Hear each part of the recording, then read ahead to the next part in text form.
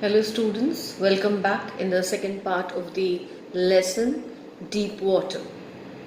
After some years, William came to know of a waterfall and wanted to go in it. Whenever he went for swimming in different rivers like the Titan, Bumping River, Warm Lake, of the Goat Rocks, the fear of water returned. It would grab him completely, disable his limbs, and grab his heart. The fear of water remained with William as he grew up. On the boating trips to different lakes in the region, New Hampshire, Metelius, Columbia, Bumping Lake, where he fished different varieties of fish, namely salmon, bass, and trout, the fear followed him. His fishing trips were destroyed as he did not enjoy boating and swimming due to fear. William tried to ward off the fear but was unable to get rid of it. Finally, in the month of October, he hired an instructor to teach him swimming. He would practice for an hour each day, 5 days a week. William describes the learning process. The instructor put a belt around William's waist. The belt was attached to a thick rope. The rope went through an overhead pulley and was held by the instructor. It ensured that in case William drowned, the instructor would pull him out. William swam across the length of the pool for several weeks. Whenever the instructor loosened the rope, he went down into the water and the fear would return. It would immobilize his legs. It was after 3 months of practice that William got comfortable. Then the instructor taught him to breathe in the water. He taught him to put his face under the water and exhale his breath.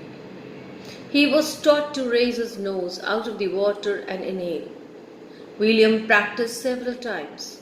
Gradually, he got rid of the panic and would grab him when he put his head under the water. In the third phase of learning process, the instructor taught William to kick the water surface with his legs. He did this for many weeks. Initially, his legs did not move, but gradually they relaxed and finally William could order them to kick in the desired way. Finally, the instructor made a swimmer out of William in phases. When William had perfected each phase, he compiled them. In the month of April, the instructor told William that now he could swim. He asked him to dive into the pool and swim the length of the pool in a particular style called the crawl stroke. William swam and the classes came to an end. William had not overcome the fear yet and wondered if the terror would grab him when he would be alone in the water. He tried to swim alone in the pool. The terror returned in small phases, but now, as he knew how to swim, he faced the terror with confidence. He swam another length of the pool. So confidence plays a very important role in one's life. William swam like this till the month of July, but was not satisfied. He wanted to be sure that all of the fear had left him. So he went to Lake Wentworth in New Hampshire, dived into it from Triggs Island and swam for 2 miles up to Stamp Act Island. He swam in different styles: crawl, breaststroke, side stroke and backstroke. The terror returned only once when he was in the middle of the lake. When he put his head under water, he saw water all around and the fear returned. This time William laughed at the terror and said to it that it could not harm him. He saw that the terror vanished as he resumed swimming. William still had some doubt about the fear, so he hurried towards the western direction. He went up to Titan, reached Conrad Meadows, walked up to the Conrad Creek trail to Meade Glacier.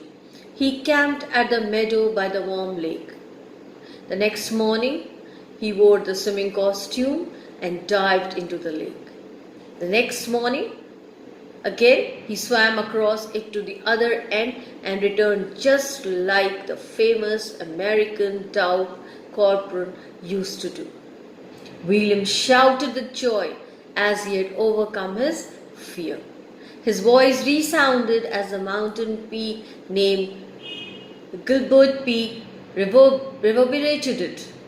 He had overcome the fear. The experience had a great importance in William's life. He realized that death was peaceful and only the fear of death was fearful. He recollects the words of one of the presidents of America had said that all we have to fear is fear itself. As William had experienced death and the fear of death, his desire to live grew immensely. He felt released from fear and was free to walk up the trails and climb up the mountains fearlessly. So the story ends here. Hope you all have understood. Thank you so much.